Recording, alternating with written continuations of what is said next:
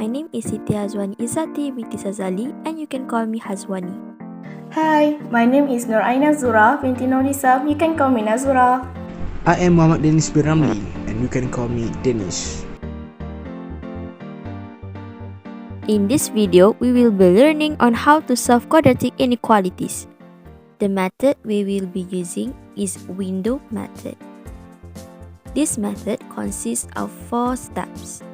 The first step is z-facts, second is max or min, third is ground level, lastly neck and shoulder.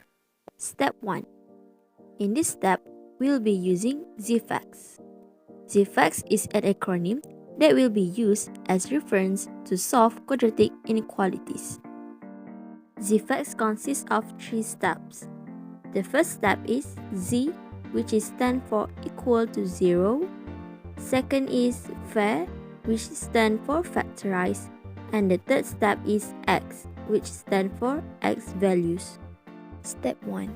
Using the z-facts method, we will solve the quadratic inequalities.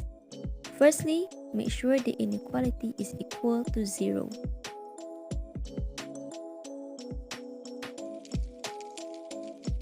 Second, factorize.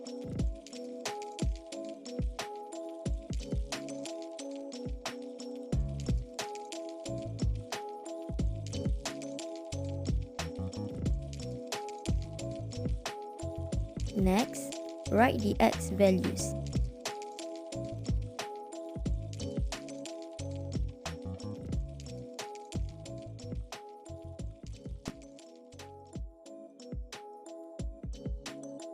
The second step is maximum or minimum graph.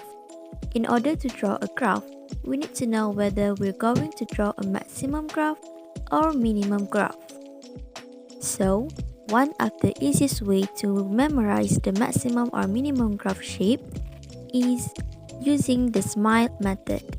In this method, we will use a storyline in which when a positive thing happens to us, we will smile. Thus, the graph will shape like a smile, which is a minimum graph. However, when negative thing happen to us, we tend to be sad. So that is how our maximum graph will shape like, which is a downward smile. As you can see, the inequality is positive.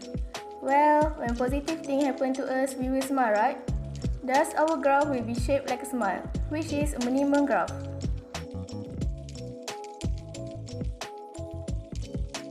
Oh yes everyone, don't forget to write -5 and -1 on the graph. Write smaller number on the left and bigger number on the right.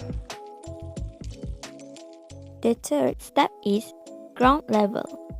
This step is used to identify which region of graph to shade using x-axis as ground level. As we can see in the diagram, the x-axis is labeled as ground level, which equal to 0. When an equality is more than 0, that means it's more than ground level, which is the upper part of the graph. So, we will shade the upper part of the graph.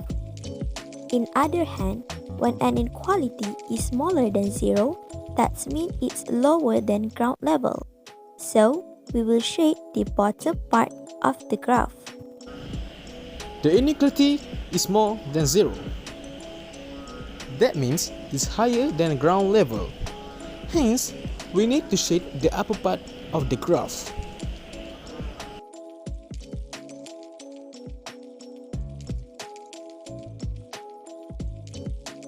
The fourth step is called neck and shoulder.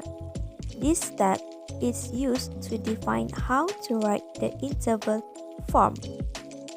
This step is called neck and shoulder because the graph is shaped like a shoulder and neck when it is combined.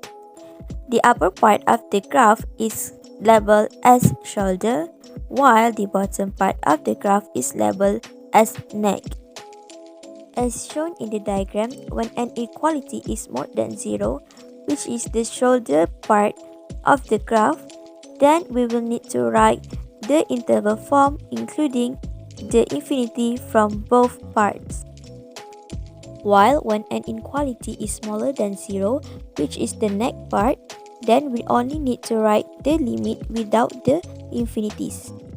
For this question, the inequality is more than 0. Thus, we will focus on the shoulder area, which is the upper part of the graph.